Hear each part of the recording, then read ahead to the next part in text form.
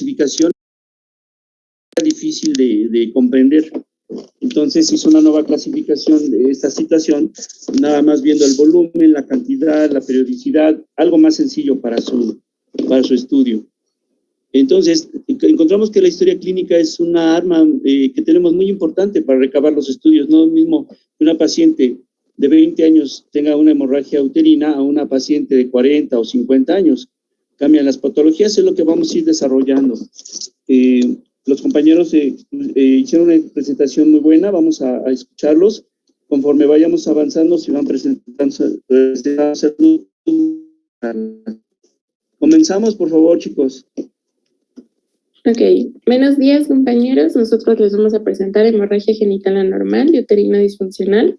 El equipo está compuesto por Diana y Michelle, Marco Antonio, Yunuen y por mí, María Fernanda. Iniciemos definiéndola. Esta va a ser una presentación aumentada en duración y cantidad del sangrado uterino, y la hemorragia normal va a adquirir diversos patrones. Iniciemos con la menorragia. Esta se va a definir como la menstruación cíclica, prolongada o abundante. En forma objetiva va a ser la menstruación que se prolonga durante más de 7 días o excede los 80 mililitros de sangre. Sin embargo, bueno, también vamos a encontrar otro término que es la metrorragia. Esta se va a describir a la hemorragia intermenstrual. Cuando existe un aumento en la cantidad de sangrado, sin llegar a una hemorragia, se va a conocer como hipermenorrea. Sin embargo, bueno, vamos a encontrar la hipomenorrea, que va a ser la disminución del sangrado. Los ciclos de intervalos mayores de 28 días más 5 días, 28 más 5 o menos 5, se va a conocer como opsomenorrea, y el acortamiento de este va a ser la proyomenorrea. Precisamente, perdón, discúlpame. No, precisamente esa forma de clasificar las hemorragias causaba mucha confusión, de tal manera que decidieron hacer una clasificación más simple, más sencilla en cuanto a la cantidad, la periodicidad, en fin. Entonces lo vamos a ver.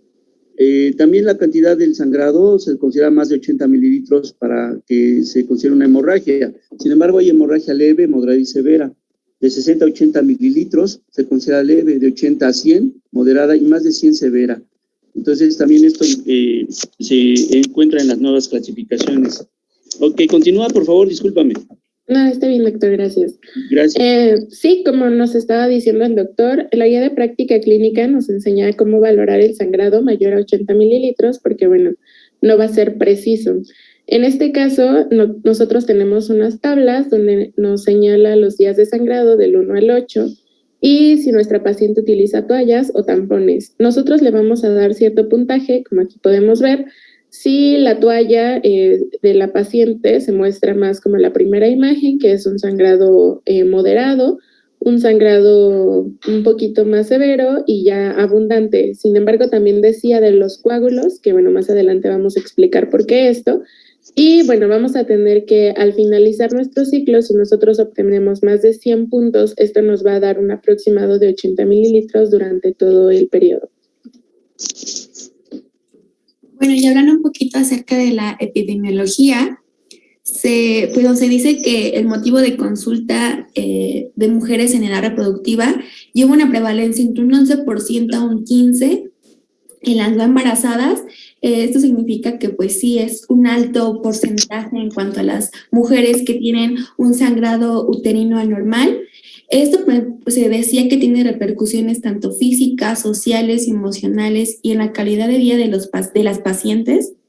Se hizo un estudio hace unos 3 años en donde la prevalencia en adolescentes era de un 12.1 a un 37% en sangrado anormal, y en México anualmente las mujeres hay un número de 6 millones de mujeres que tienen hemorragia uterina.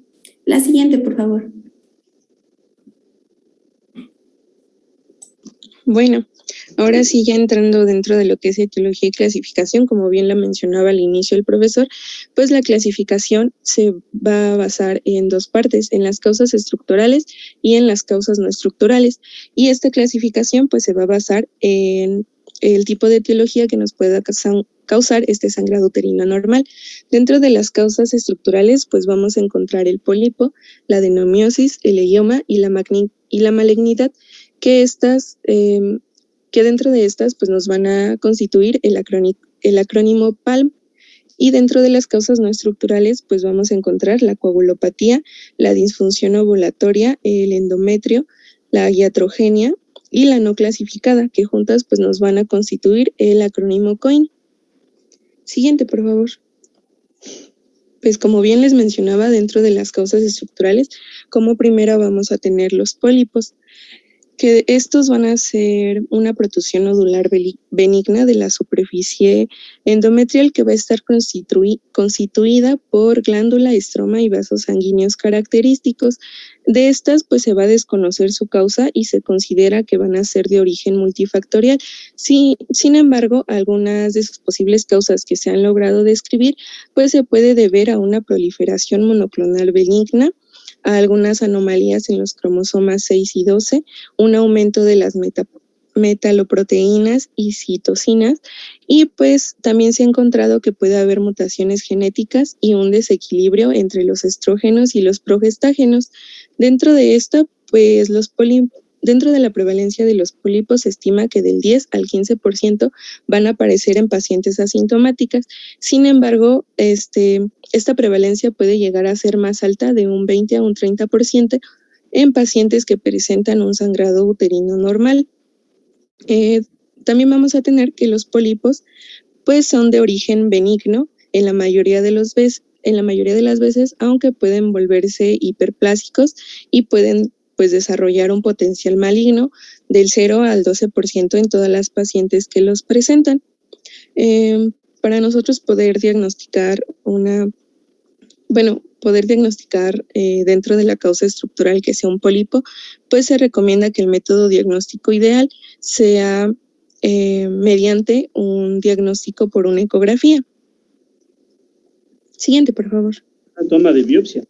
A veces hay que tomar la biopsia, inclusive una histeroscopía nos podría ayudar a hacer el diagnóstico y a dar un tratamiento.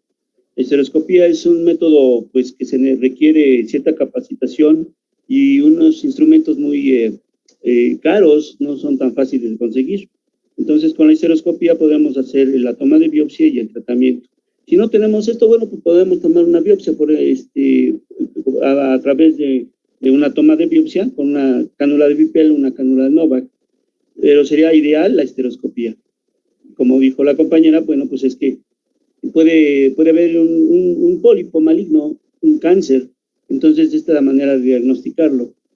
Muy bien, adelante, discúlpame. Sí, gracias, doctor.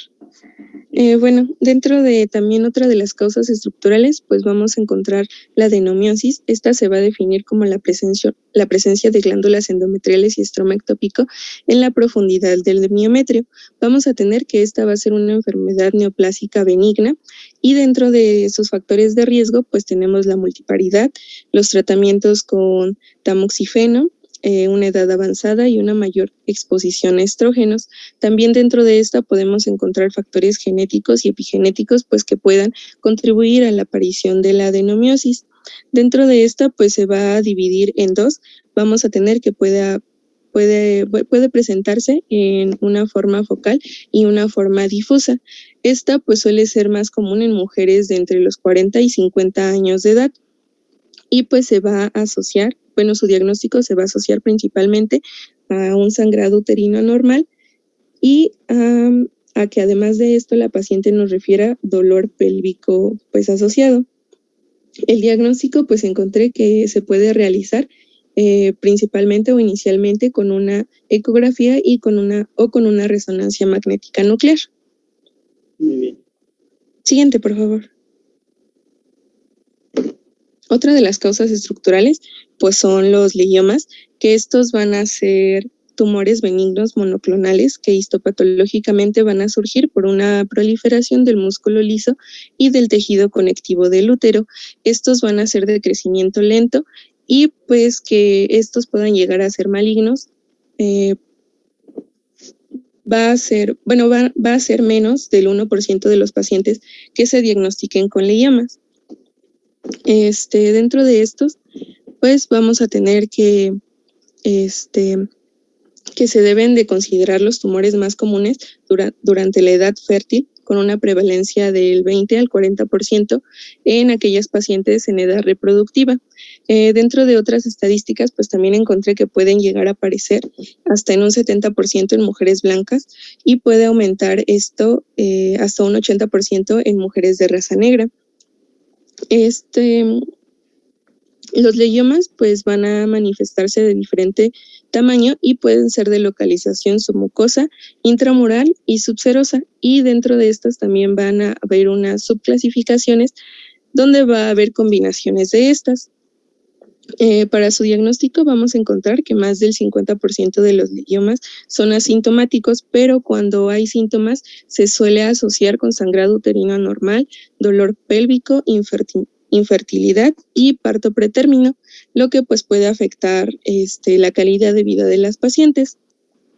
Dentro de la etiología, pues la causa es desconocida. Existe evidencia de que los estrógenos y progestágenos van a favorecer su crecimiento, ya que rara vez se van a desarrollar antes de la menarca y pues remiten después de la menopausia.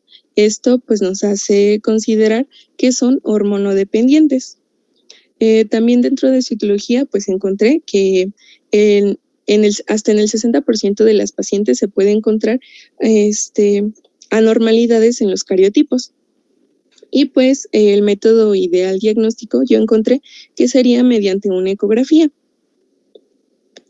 Siguiente, por favor. Y ya por último, dentro de las causas estructurales, pues encontramos la malignidad, que esta va a ser poco común, pero va a ser una de las más importantes. Dentro de esta, pues se van a clasificar, dentro de esta va a entrar la hiperplasia con atipias, que hoy en día se va a clasificar como una anoplasia endometrial intraepitelial.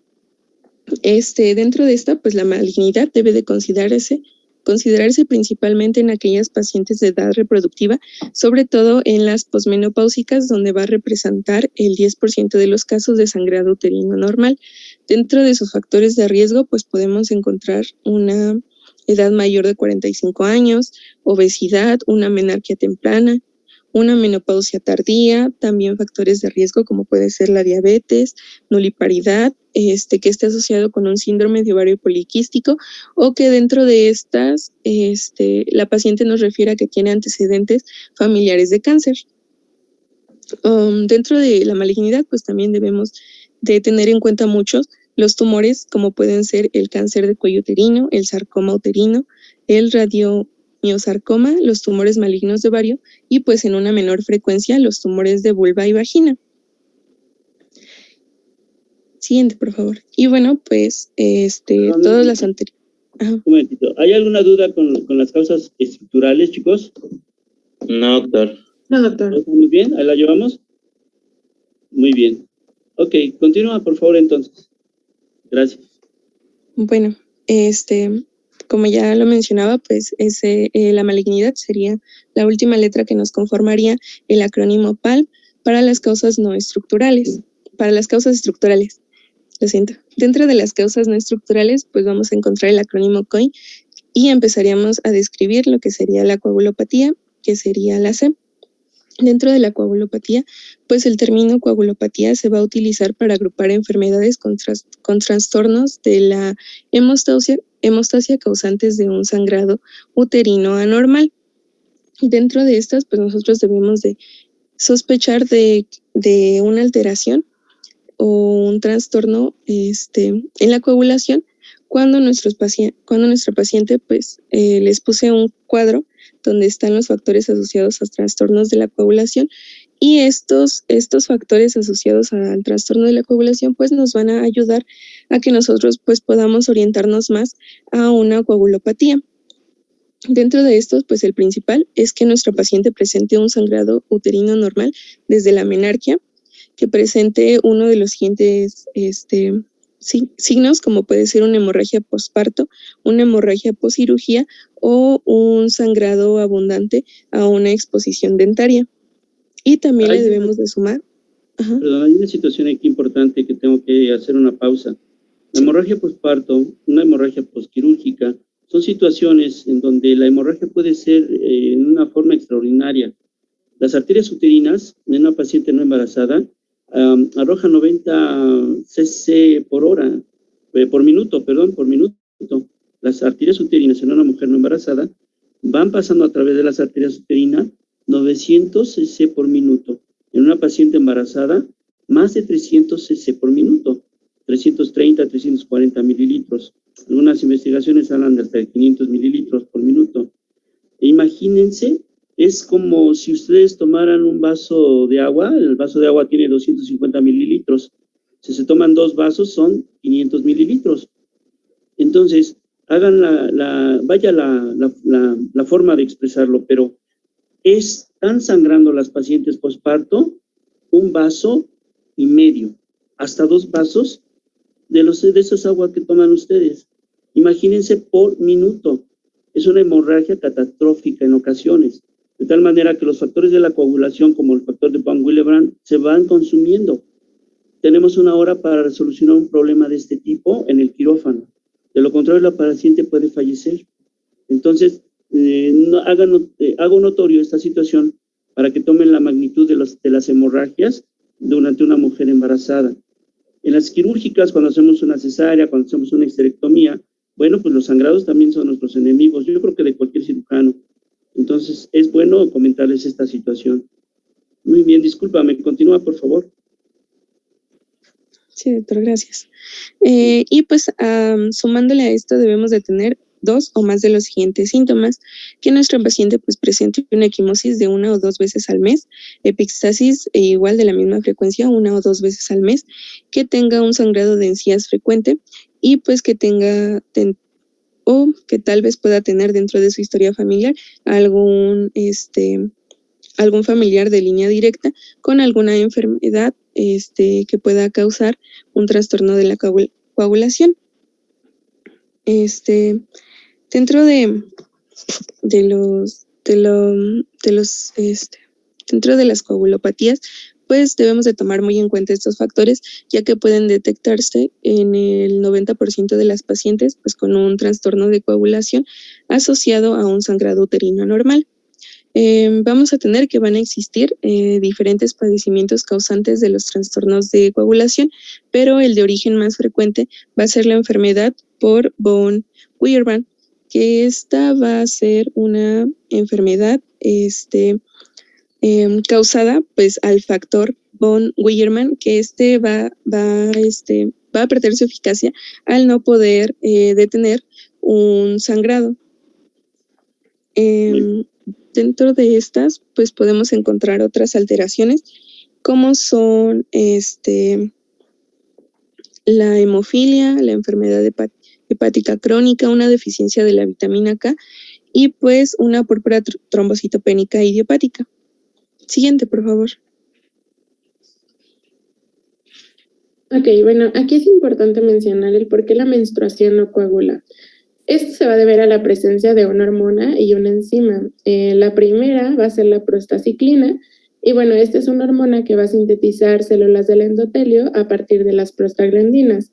Esto es para inhibir la agregación de las plaquetas, y la plasmina va a ser una enzima que se encarga de destruir la fibrina de los coágulos sanguíneos y bueno, de las proteínas de exudados inflamatorios. Por lo que esto va a dar resultado en prevenir la formación y agregación plaquetaria. Al contrario, cuando se produce una anormalidad de estas enzimas o hormonas, vamos a tener lo que son los coágulos, o también puede ser cuando un revestimiento del útero expulsa cantidades abundantes de sangre. Esto se va a definir como la hemorragia. Esto es similar a cuando tenemos una herida abierta, se va a formar un coágulo para evitar la salida de sangre. Y bueno, esto se va a definir, como anteriormente se ha mencionado, con un trastorno de la hemostasia.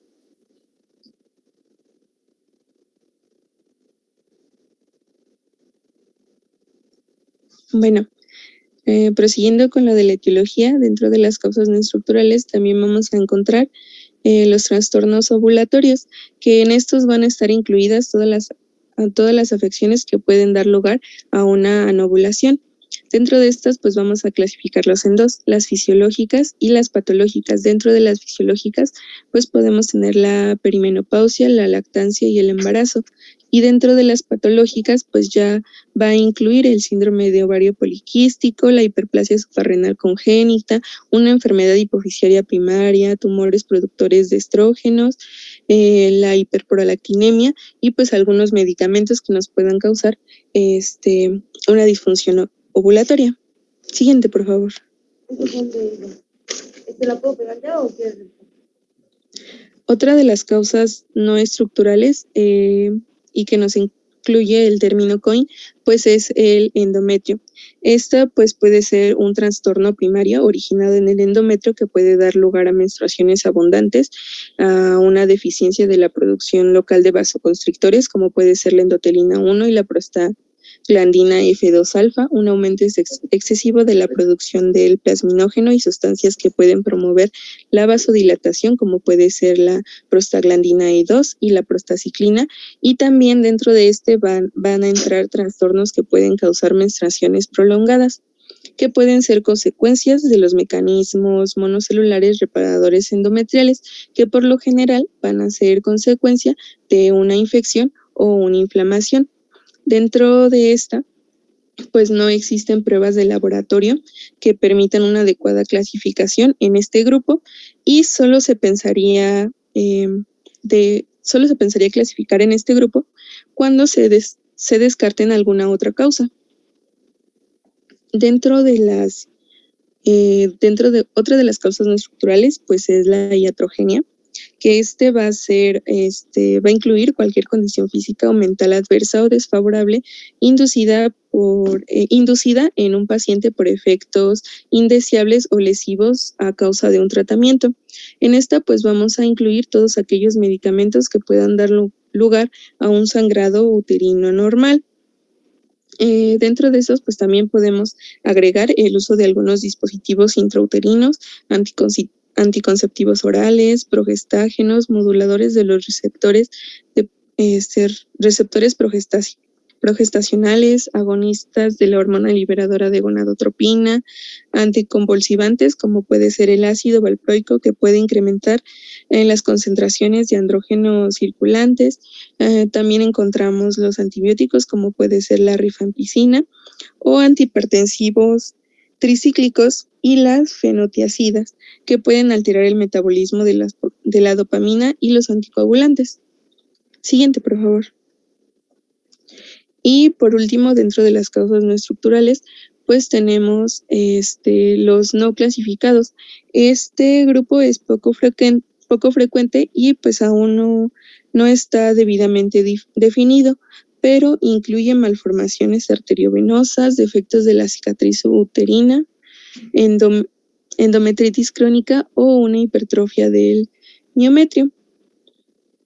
Y pues todos juntos, dentro de las causas estructurales, formaríamos el acrónimo COIN. Siguiente, por favor. ¿Alguna duda? No. No, todo bien. Bueno, estos puntos de factores de riesgo ya lo mencionó mi compañera Vianey, entonces yo creo que no es necesario repetirlo. La siguiente, por favor. Igual, aquí son los factores de riesgo. Y pasamos a la fisiología. Ok, bueno, hablemos de la fisiología de la menstruación, cómo es que se irriga el útero y cómo se va a provocar este sangrado para poder entender todo lo que Vianey ya nos hizo favor de comentarnos. Bueno, vamos a iniciar con que el endometrio va a constar de dos zonas, la capa funcional y la capa basal. Aquí se los marqué con unas flechitas. La capa basal, que es la más baja, está situada por debajo de la capa funcional y permanece en contacto directo con el miometro, que es esto, y responde menos a las hormonas. La capa basal sirve como reservorio para la regeneración del tejido menstrual siguiente. Esto un poquito más adelante se los voy a explicar. Por el contrario, la capa funcional, que es la más superficial, reviste la cavidad uterina y esta sufre un cambio dramático a lo largo del ciclo menstrual. Finalmente se va a descamar durante la menstruación y desde el punto de vista histopatológico, va a tener un epitelio superficial y un plexo capilar subepitelial. Y bueno, debajo de estos van a yacer el estroma organizado y las glándulas con poblaciones intercaladas de leucocitos. Vamos a ver cómo llega la sangre al útero. La sangre va a llegar a través de las arterias uterinas, que aquí abajito se lo señalé con bolitas, de las arterias uterina y ovárica. A partir de estas van a emerger las arterias arqueadas, que van a irrigar el miometro. A su vez, estas se van a ramificar, integrando a las arterias radiales, que se van a extender hasta el endometrio para formar ángulos rectos con las arterias arqueadas, que son estos de acá.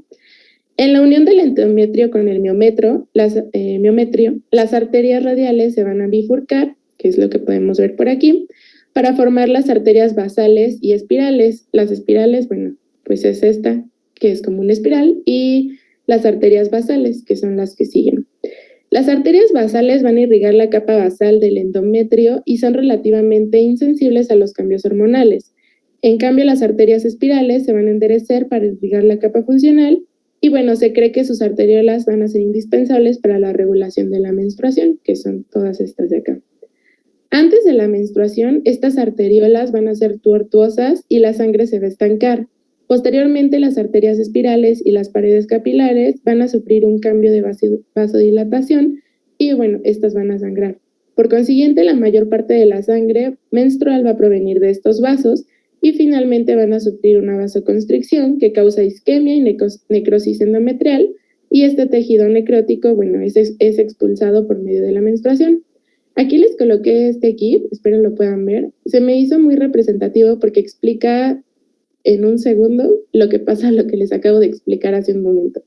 Nosotros vamos a tener nuestras arterias, estas se van a ir desplazando y el momento de la menstruación, todo esto se va a necrosar y va a ser liberado por medio de la menstruación. Muy bien, muy bien. Bueno, entonces pasamos un poco a lo que sería la clínica, ¿no? Primeramente hay que empezar definiendo lo que es un sangrado menstrual normal. Como ya nos explicó muy bien el doctor, antes se utilizaba otra clasificación para determinar las características de la menstruación. Sin embargo, estos datos que les voy a mostrar justo ahora son los que nos presenta la guía de práctica clínica. Por lo tanto, los que deberíamos usar. Los datos, los de menorragia, metrorragia, esos, se dice que empezaron con su desuso porque no había como un consenso de las definiciones exactas de cada término, ¿no? Entonces, para definir un sangrado normal vamos a tener que valorar 4 aspectos, que serían el volumen, un sangrado normal, en este caso, la guía de práctica clínica nos dice que es entre 5 a 80 mililitros por ciclo. Otras bibliografías manejan hasta 120 mililitros. En el caso de que sea abundante, sería un sangrado menstrual que tenga un volumen mayor a 80 mililitros o 120, depende de la bibliografía que consultemos. Y un sangrado escaso sería un sangrado menstrual que sea menor a 5 mililitros por ciclo. Otro aspecto que se evalúa es la regularidad del ciclo menstrual. Un ciclo regular tendría una variación normal de 2 a 20 días. Un ciclo irregular tendría una variación que excede los 20 días. Y una ausencia menstrual sería una ausencia de sangrado por un periodo de 90 días o más. La que sigue, por favor.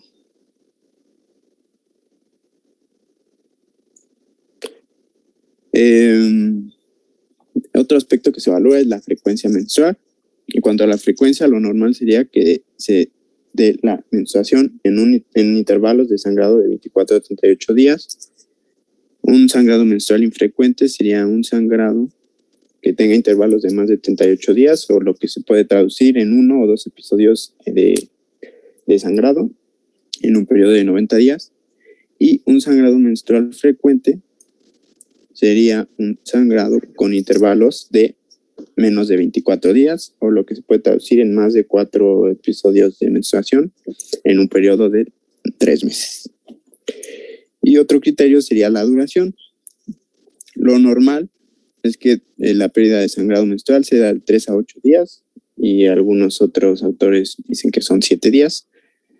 El sangrado menstrual prolongado entonces sería más de 8 días de duración y el menstrual corto sería de menos de 3 días de duración. La que sigue, por favor. Entonces, ya pasando un poco a la presentación clínica, esta varía y, bueno, digamos que la presentación clínica va a ser dependiente de la etiología y no todas las... Y una etiología puede presentar varias presentaciones clínicas. Por ejemplo, un pólipo endometrial, lo que ocasiona es una éstasis venosa y necrosis del endometrio, lo que puede provocar una hemorragia irregular de intensidad variable en una etapa posmenopáusica, puede provocar un sangrado prolongado y también puede provocar sangrados intermenstruales y sangrados después de las relaciones sexuales. Y en este caso, pues la sintomatología no va a tener relación con la ubicación, el número de pólipos o el tamaño de estos. En el caso de los miomas, este sí depende la sintomatología y está en relación con la ubicación y el número y el tamaño de los miomas. Por ejemplo, un mioma submucoso, se dice que lo que recubre este mioma va a ser un endometrio atrófico y que puede presentar áreas de necrosis alrededor, lo que va a producir un sangrado abundante. En el caso de los miomas subserosos, pues se dice que no tienen una sintomatología como tal. Y en el caso de los intramurales, se dice que van a alterar la capacidad contráctil de las fibras del miometrio a función vascular y van a producir un sangrado prolongado y abundante. Sí, por favor. Tenemos la adenomiosis. En este caso, la presentación clínica pues es dolor pélvico, puede haber hemorragias abundantes y sangrado intermenstrual, o también conocido como manchados intermenstruales. En el caso del sarcoma uterino, este puede producir necrosis y va a producir mayor vascularización a nivel del miometrio, lo que va a producir una hemorragia abundante. En el caso de la hiperplasia endometrial, también ocasiona necrosis, desprendimiento y ulceración de la capa funcional del endometrio, lo que va a ocasionar una hemorragia irregular que puede ser de intensidad variable y también hemorragias intermenstruales y hemorragias después de las relaciones sexuales. Entonces, como podemos ver, prácticamente la presentación clínica es un sangrado de mayor duración a lo normal y abundante. La que sigue, por favor. Entonces, como ya vimos, la hemorragia uterina disfuncional es una clasificación dentro de la hemorragia uterina normal. Esta la podemos definir como una hemorragia normal que se relaciona con cambios hormonales que van a afectar directamente al ciclo menstrual. Y obviamente se deben descartar antes enfermedades orgánicas, sistémicas o las etiologías estructurales que ya mencionamos en el principio. En este caso las podemos dividir en dos, que sería la hemorragia uterina disfuncional anovulatoria, que supone el 90% de los casos. Y es más común que se presente al inicio de la vida reproductiva y al final de esta, es decir, en una etapa perimenopáusica. En este caso en concreto, pues tenemos que los estrógenos se van a segregar continuamente,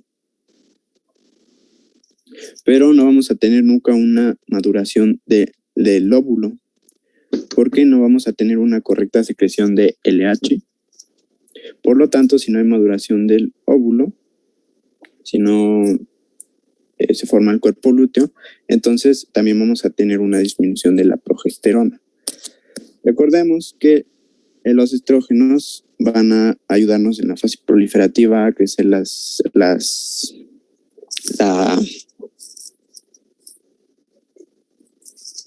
capa funcional del endometrio, y la progesterona nos va a ayudar a la fase secretora, a la maduración del endometrio. Entonces, como no vamos a tener LH, no se produce la ovulación, hay disfunción del cuerpo lúteo, entonces no se produce progesterona, y en este caso vamos a tener una fase proliferativa que va a durar más de lo normal. Y por lo tanto no vamos a tener una ovulación. Lo que se puede ver como una hemorragia irregular es una hemorragia que van a pasar muchos días entre un ciclo y otro, y en este caso va a ser muy abundante. También tenemos la otra clasificación de la uterina disfuncional, que sería la hemorragia ovulatoria. Esta es normal que aparezca en los picos de los años reproductivos, entre los 20 y 30 años. Y esta, caso contrario, se asocia con una secreción prolongada de progesterona. Entonces, vamos a tener una fase proliferativa normal con una secreción prolongada de progesterona. También puede deberse a una liberación inadecuada de prostaglandinas. Y en este caso, pues es común que coexista con tumores o pólipos, que pues obviamente van a agravar la sintomatología con una hemorragia excesiva. La que sigue, por favor. Bueno, hablando un poquito más de las hemorragias anovulatorias, pues estas están relacionadas con alteraciones en el cuerpo lúteo, con síndrome de ovario poliquístico y con folículos ováricos persistentes.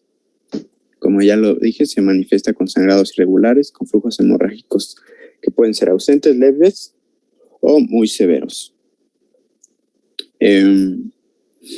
También hay un dato importante que encontré es que una anovulación recurrente nos va a aumentar el riesgo de hiperplasia endometrial y de cáncer endometrial. Y como bien les había mencionado, aparece en los primeros ciclos tras la menarquia y en el periodo perimenopáusico, y se asocia mucho a patologías sistémicas como la diabetes mellitus, hipertiroidismo, hiperprolactinemia y otras que ya mencionó la compañera en etiología. Además también se asocia a uso de antiepilépticos como el ácido valproico y al uso de antipsicóticos como el haloperidol o la clorpromacina. La que sigue, por favor. ¿Hasta aquí alguna duda, chicos? No, doctor. Muy bien, adelante Martínez. Bueno, en cuanto a las ovulatorias, pues las características son, obviamente, como son ovulatorias, pues tienen ciclos regulares. Cada 24 a 35 días se acompaña con síntomas premenstruales, pero en este caso vamos a tener un volumen excesivo, más de 80 mililitros, y va a durar más de 7 u 8 días la menstruación.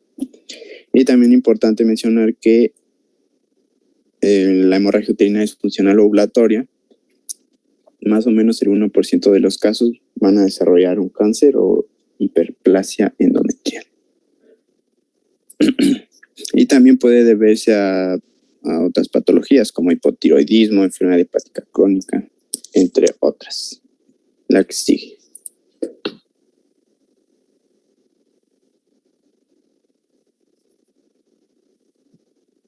La que sigue, por favor.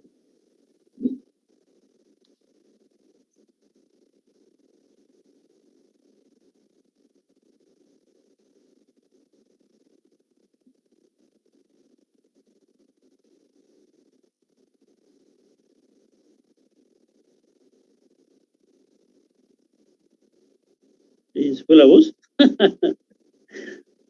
¿Estamos bien? Perdón, fue el internet. Una disculpa. Está bien.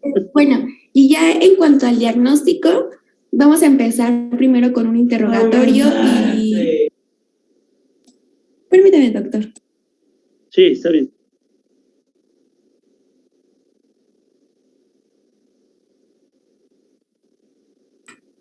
Listo. Y con la exploración física, tenemos que enfocarnos en los antecedentes heredofamiliares, sobre todo si existe una coagulopatía, miomatosis uterina, alguna ingesta de fármacos relacionados con una hemorragia.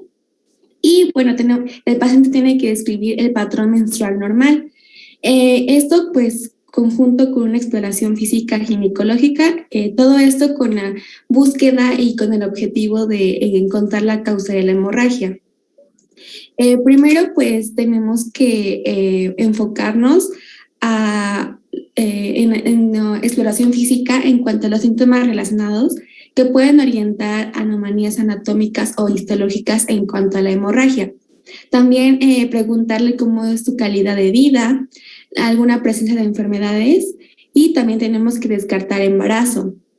Tenemos que preguntar síntomas sugestivos de anemia, así como su historia sexual y reproductiva, algunos síntomas sugestivos de causas sistémicas de sangrado, que puede ser hipotiroidismo, desórdenes de coagulación como síndrome de ovario poliquístico, también síntomas asociados como una dolor pélvico crónico o una sensación de opresión pélvica, tratamientos farmacológicos.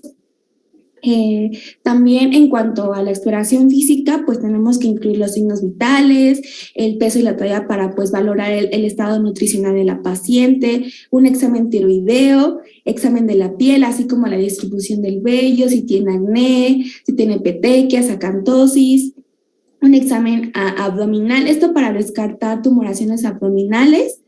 Y bueno, ya en exploración ginecológica, pues aquí podemos incluir una inspección en la vulva, en la vagina, el ano, la uretra, y en este caso, si tengo una vida sexual activa, pues tenemos que ver el cervix.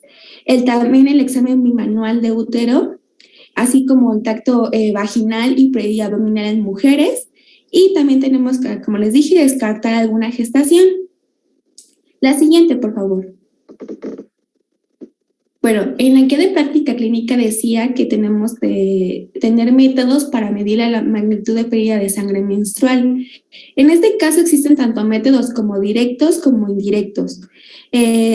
Tenemos que orientar a la paciente a que tenga un calendario menstrual.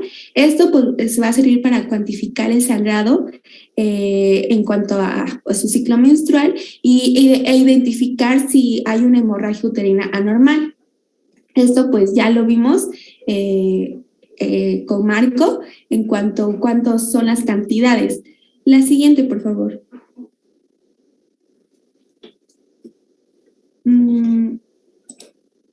Bueno, eso ya lo vimos con Marco, entonces no lo repetimos en cuanto al cuánto es el volumen, la duración, la frecuencia menstrual, entonces eso no lo repetimos. La siguiente.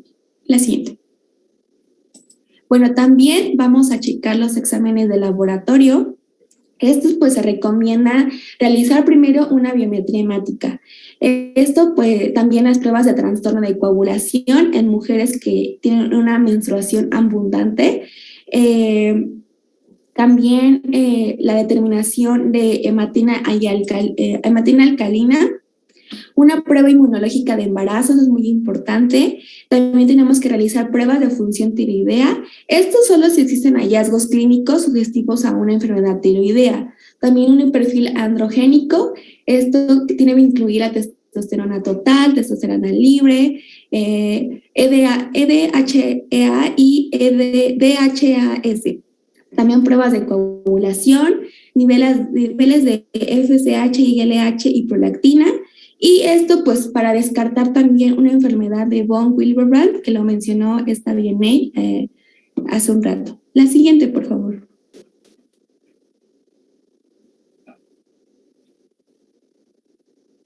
También estudios de laboratorio. Como primer punto tenemos el ultrasonido. Esto, dentro de este punto, pues tenemos que tener un útero palpable abdominal. También en el examen vaginal podemos detectar una masa palpable de origen incierto, y cuando la falla de tratamiento farmacológico pues no esté funcionando. Y en la histerectomía, esto pues normalmente se maneja cuando hay una sospecha de una patología intrauterina submucosa por una causa de hemorragia uterina normal. Normalmente, pues, esta se utiliza cuando los resultados del ultrasonido no son muy claros y no son concluyentes. La siguiente, por favor. Y bueno, en caso de que la paciente tenga hiperplasia endometrial, tenemos que realizarle una biopsia de endometrio con cánulas de aspiración endometrial. Esta es una técnica bastante sensible y segura y normalmente pues esto en caso de que hay una duda diagnóstica o una falla diagnóstica, si hay una alta sospecha de malignidad en cuanto al diagnóstico del paciente. Bueno, aquí les muestro una imagen de cómo se realiza. La siguiente, por favor.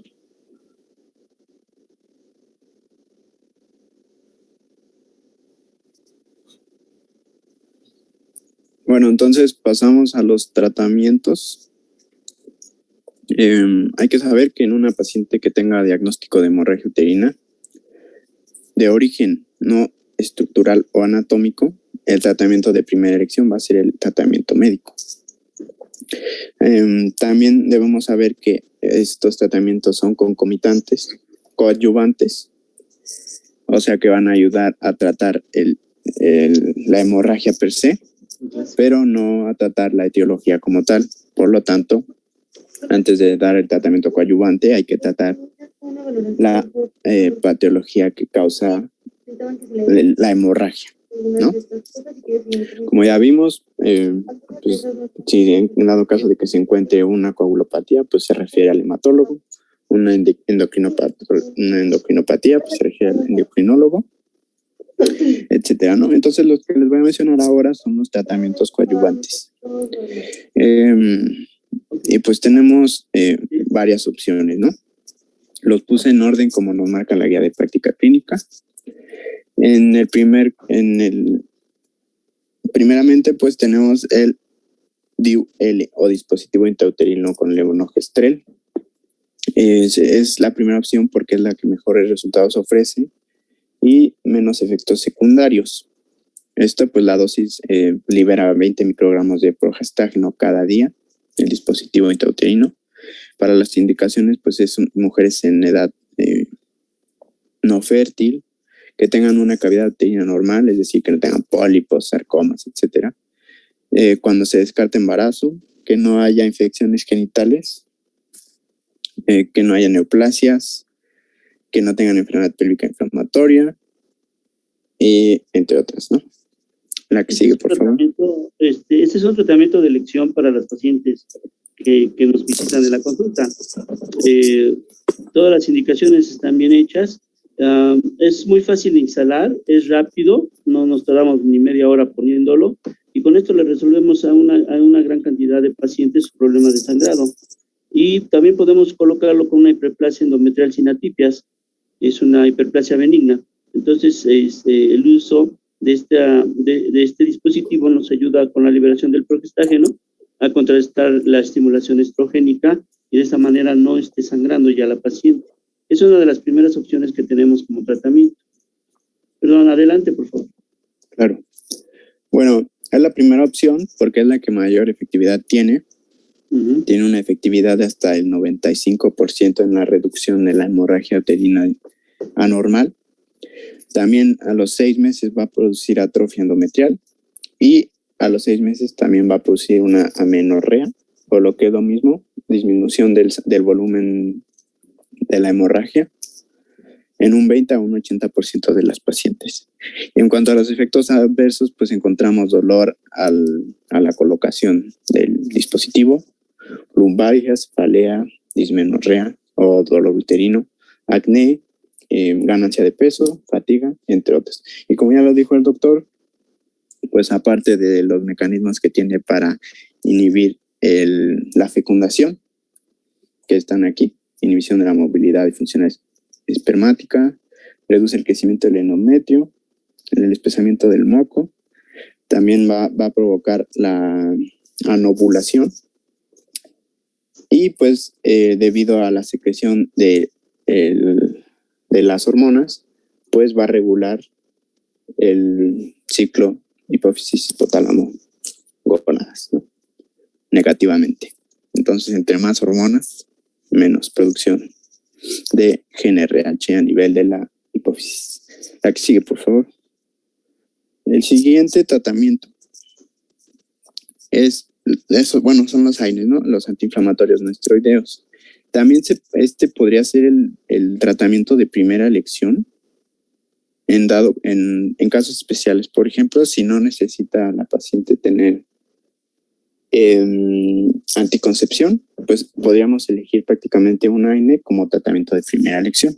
Tenemos varias opciones, ya las conocemos.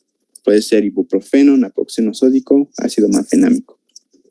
Como ejemplo, se puede indicar ibuprofeno de 600 miligramos cada día o hasta 800. Esta terapia se da durante el primer día de la menstruación y va a continuar por 5 días o hasta que cese el sangrado. En cuanto a la efectividad, pues tenemos que reduce entre 20 y 50% el volumen del sangrado menstrual y también se asocia con una reducción del dolor menstrual hasta un 70%. Y en cuanto a las indicaciones, pues es en pacientes que no requieren anticoncepción, que tienen contraindicaciones a anticonceptivos orales, que tienen dolor uterino y pues obviamente que no tengan gastritis severa, úlcera, hemorragia o del tubo digestivo, entre otras, porque pues va a agravar estos síntomas, ¿no? Y en dado caso de que no haya mejoría en los 3 primeros ciclos o 3 primeros meses de uso del tratamiento, pues se indica suspender y pasar a otro tratamiento. La que sigue, por favor. Podemos hacer una combinación de medicamentos. Por ejemplo, el dispositivo intrauterino es un dispositivo que actúa localmente. Al ser local, no hay una mejoría inmediata con el sangrado. Hay que esperar, como bien lo dice Martínez, pueden ser hasta 6 meses para que haya una total una mejoría en cuanto al sangrado. Le podemos poner un antiinflamatorio esteroide, por ejemplo el ibuprofeno, porque el DIU medicado o Mirena, que se llama comercialmente, empieza a haber un spotting. El spotting es un sangrado constante, continuo, escaso pero continuo, y la paciente piensa que no se ha resuelto su problema. Entonces en ese momento le podemos agregar algún antiinflamatorio como es el ibuprofeno. De esta manera el spotting desaparece y la paciente ya comprende la situación y espera la resolución en 6 meses, 4 a 6 meses. Y siempre hay que explicarles que el sangrado no se les va a quitar del todo. Va a ser un sangrado que va a ir disminuyendo poco a poco. ¿De acuerdo? Muy bien. Perdón, Martínez, adelante. Sí, doctor. Bueno, la siguiente opción serían agentes antifibrinolíticos como el ácido tranexámico. En este caso, pues la dosis es de entre 500 y 1000 miligramos orales cada 6 a 8 horas durante los 5 primeros días de la menstruación.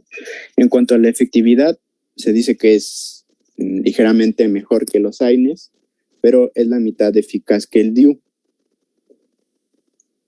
En cuanto a las indicaciones, pues es en pacientes que no requieren anticoncepción y que tengan contraindicación a anticonceptivos hormonales.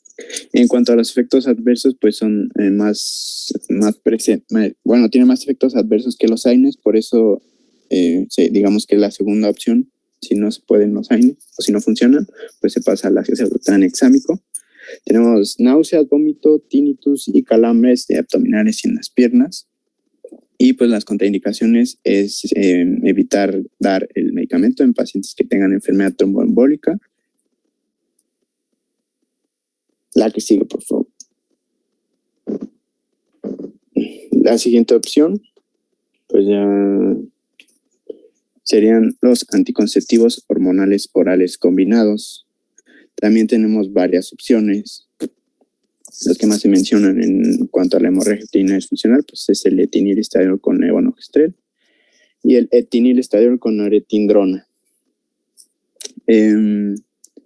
Esto se dice que son útiles para frenar el crecimiento endometrial y producen una disminución del volumen de la hemorragia en los primeros 6 meses de uso, ¿no? Por ejemplo, si vemos que a los 3 meses prácticamente no mejora la sintomatología, pues se pueden agregar otros fármacos, como bien decía el doctor. Se puede confinar con, por ejemplo, con ácido mafenámico o con ácido tranexámico. Y, por ejemplo, si ya tenemos esta combinación y a los 6 meses no sé del tiempo de sangrado, el volumen, etcétera, pues se cambiaría de manejo. En cuanto a la efectividad, se dice que más o menos sería entre un 50 y un 70% de la disminución tanto del tiempo de sangrado como del volumen, y está indicado en pacientes que estén en edad reproductiva, con un tabaquismo negativo y que tengan bajo riesgo cardiovascular. La que sigue, por favor. Y en cuanto al mecanismo de acción, pues ya supongo que ya sabemos con nuestras clases de ciclos básicos, pues es a través de una retroalimentación negativa a nivel de la hipófisis, ¿no? Bueno, la siguiente opción son los progestágenos. En este caso también tenemos varias opciones. Las que más se marcaban en cuanto a hemorragia uterina disfuncional, pues es el acetato de medroxiprogesterona, 10 miligramos, acetato de nomegestrol 2.5 a 5 miligramos y el acetato de noretisterona de 5 a 10 miligramos. En este caso, las indicaciones pues es indicar, por ejemplo, el acetato de medroxiprogesterona de 5 a 10 miligramos a los 5 días de inicio del ciclo ovárico y durante 21 días, es decir, del 5º al 26º día del ciclo ovárico. Los progestágenos son útiles en pacientes que tengan ciclos anovulatorios, porque como ya vimos, los ciclos anovulatorios, pues no va a haber una correcta secreción de progesterona, entonces pues podía reemplazar la funcionalidad de la progesterona y producir un ciclo ovulatorio. En cuanto a la efectividad, pues se dice que en el uso de 21 días continuos de los progestágenos vamos a tener una pérdida sanguínea en un 90%, una reducción de la pérdida sanguínea en un 90% de los pacientes. Y ya más específicamente, hablando del acetato de medroxiprogesterona, se dice que va a producir una disminución o ausencia de la menstruación en un 60-80% de las pacientes en el primer año de uso. Y también puede ser que se presente un sangrado irregular, ¿no? Y en cuanto a las indicaciones, pues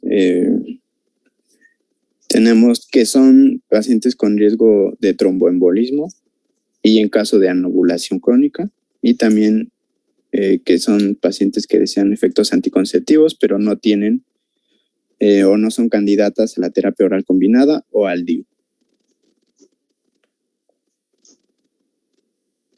La que sigue, por favor. La siguiente opción son los análogos de la GnRH, más específicamente el implante de egoserelina. También se manejan otros, pero este es el que más se mencionaba, por eso lo puse. Sí. En cuanto a la efectividad. Sí, adelante. Sí, adelante. En cuanto a la efectividad, se dice que reducen el volumen sanguíneo hasta un 90% de los pacientes que lo utilizan. Y en cuanto a su mecanismo de acción, pues va a inhibir la secreción de gonadotropina cuando se administra de manera continua. Al inhibir la secreción de gonadotropina, pues prácticamente inhibe la FSH y la LH y pues va a inhibir el ciclo ovárico, ¿no? En cuanto a la dosis, pues es un implante subcutáneo que contiene 3.6 miligramos de egoserelina y se administra cada 4 semanas en un periodo de 3 a 6 meses. Y también se dice que cuando se deja de administrar, pues prácticamente el efecto de inhibición o de disminución del volumen de sangre, pues se revierte prácticamente. Y también se puede utilizar para tratar miomas, que se ha identificado que es capaz de reducir los miomas hasta en un 50% del tamaño. Y para las indicaciones, pues ya es en caso de que los otros tratamientos farmacológicos fallen. Y también se da como previo a procedimientos quirúrgicos como la ablación endometrial. Y pues está contraindicado usarse por más de 6 meses. La que sigue, por favor. Por último, tenemos el danazol. Este es un esteroide sintético. Este va a suprimir los receptores endometriales de estrógeno, progesterona, va a inhibir la producción esteroidogénica ovárica y también va a producir atrofia del endometrio. En cuanto a la dosis, son de 100 a 200 miligramos por día durante máximo 3 meses. Ya sabemos que un esteroide va a producir muchos efectos adversos, como el síndrome de Cushing, hirsutismo, acné, cambios de humor, etcétera, etcétera, ¿no? Entonces, por eso no se debe dar por más de 3 meses. En cuanto a la efectividad, se dice que reduce el volumen sanguíneo hasta en un 70% y va a ocasionar una ausencia de la hemorragia uterina hasta en un 20% de los casos. Sin embargo, a pesar de que estaba en la guía de práctica clínica y mencionaba todo esto, se dice que no debe utilizarse de manera rutinaria en el tratamiento de sangrado abundante por el riesgo de, porque pues para que tenga efectos se debe utilizar por más o menos 3 meses y pues claramente como es un esteroide no se debe utilizar por más de 3 meses. La que sigue. También tenemos tratamientos quirúrgicos como la ablación endometrial, que pues prácticamente es destruir la superficie endometrial, lo que puede producir una cicatrización y adherencia en las paredes endometriales, y pues va a producir una menorrea permanente. Este es el tratamiento previo a una histerectomía. Y en cuanto a las indicaciones, pues serían mujeres con útero sin anomalías. Bueno, sí puede haber anomalías, pequeños fibromas de menos de 3 centímetros de diámetro. Ese puede ser una indicación. También que la mujer o la paciente ya no tenga deseo de fertilidad. Y como ya les había mencionado, requiere una supresión endometrial previa con los análogos de la GnRH.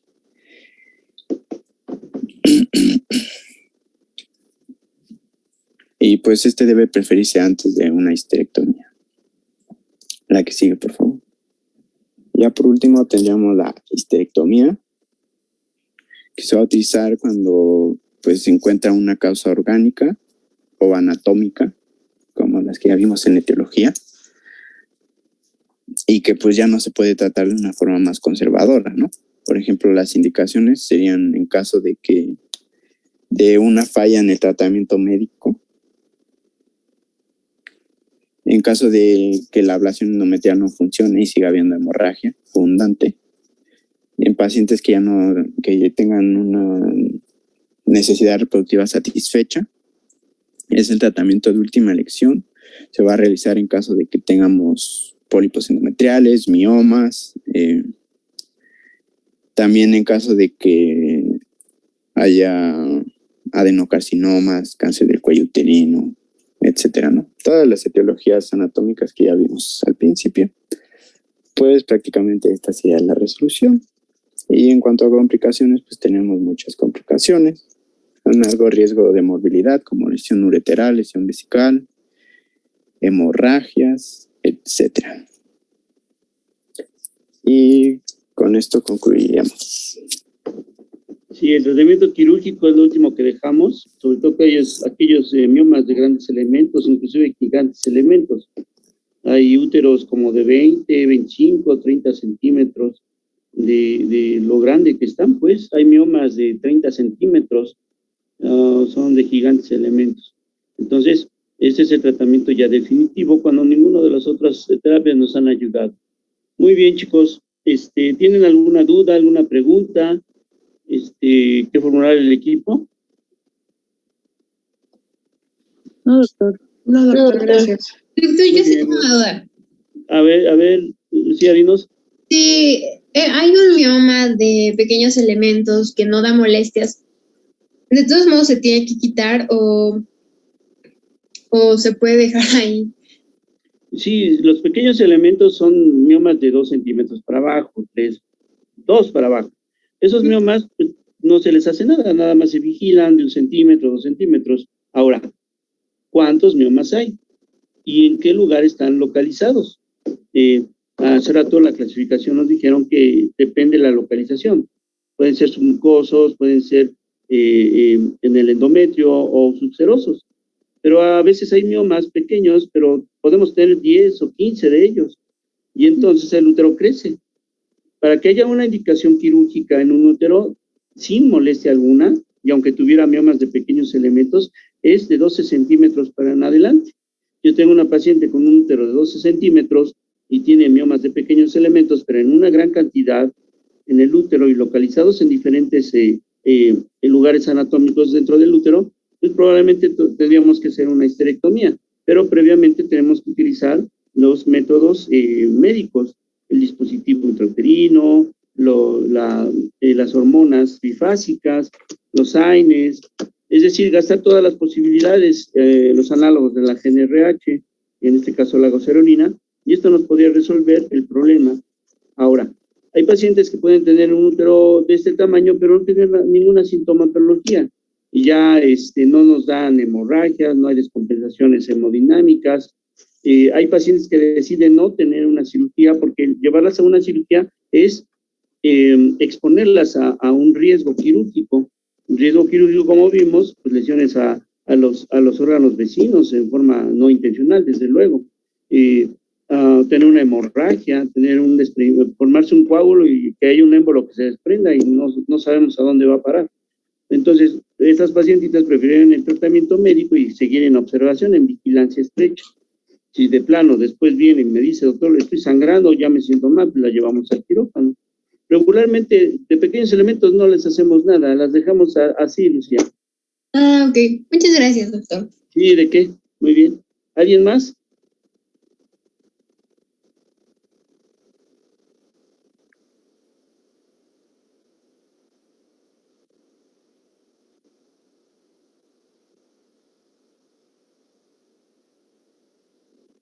Muy bien.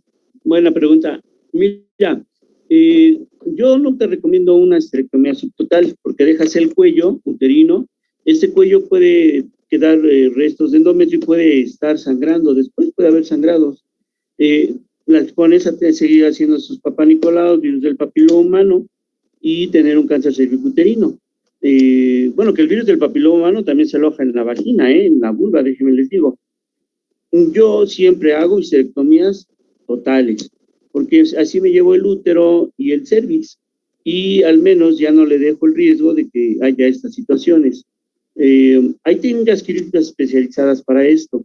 Es un conocimiento profundo en la técnica quirúrgica, es un conocimiento profundo de la anatomía, en la anatomía abdominopélvica. Yo a los residentes no los dejo operar si no me dan toda la irrigación abdominal y pélvica para que no haya tanto riesgo en la cirugía.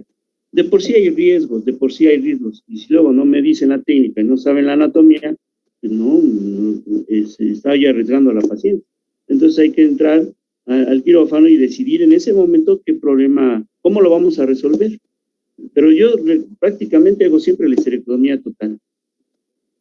No sé si eso responde a tu pregunta, perdón.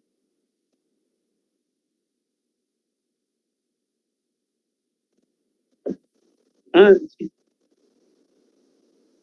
Sí, no, se quedan sin cervix.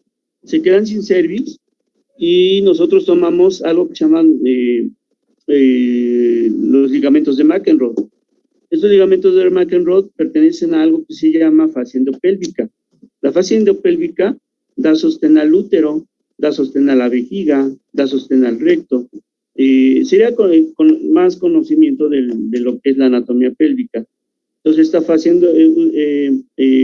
pélvica tiene muchos ligamentos, tiene muchos músculos, tiene sostén, son ligamentos que dan sostén al útero.